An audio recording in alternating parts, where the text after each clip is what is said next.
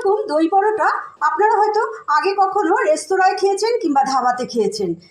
একবার হলেও আপনারা বাড়িতে বানিয়ে দেখবেন যে কেমন লাগে। যেমন সফট তেমনি সুন্দর গন্ধ, তেমনি কিন্তু খেতে। হাফ কাপ দই নিলাম, লবণ, চিনির গুঁড়ো 2 চামচ, সাদা তেল, 75 ml দুধ, নর্মাল টেম্পারেচারের দুধ। এবার এটাকে ভালো করে ফেটিয়ে ক্রিমের মতো করে নিতে হবে। ভালো করে ফেটানো হয়ে গেছে। এবার হাফ কাপ আটা আর হাফ কাপ ময়দা নিলাম। এবার ভালো করে এটাকে মেখে নেব।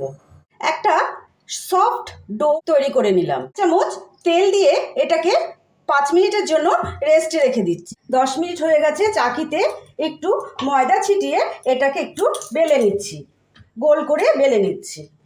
গোল করে বেলা হয়ে গেছে। এবার একটা চাকুর সাহায্যে এইভাবে চিড়ে নিচ্ছি। রুটিটাকে এইভাবে কেটে নিলাম। এবার একটার সঙ্গে একটা এইভাবে জোড়া করে দিচ্ছি।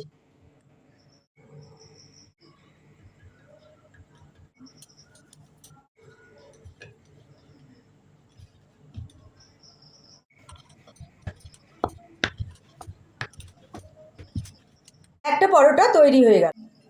উল্টে পাল্টে ভালো করে ভেজে নিলাম। ওপর দিয়ে তেল দিয়ে দিলাম, সামান্য তেল দিয়ে দিলাম, দিয়ে এটাকে ভালো করে এবার ভেজে নেব।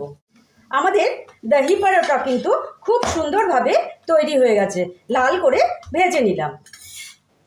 3 দিন পর্যন্ত এটাকে খালি রেখে আপনারা খেতে পারবেন, ফ্রিজে রাখতে হবে না। তৈরি হয়ে গেল খুব সুন্দর একটা পরোটা।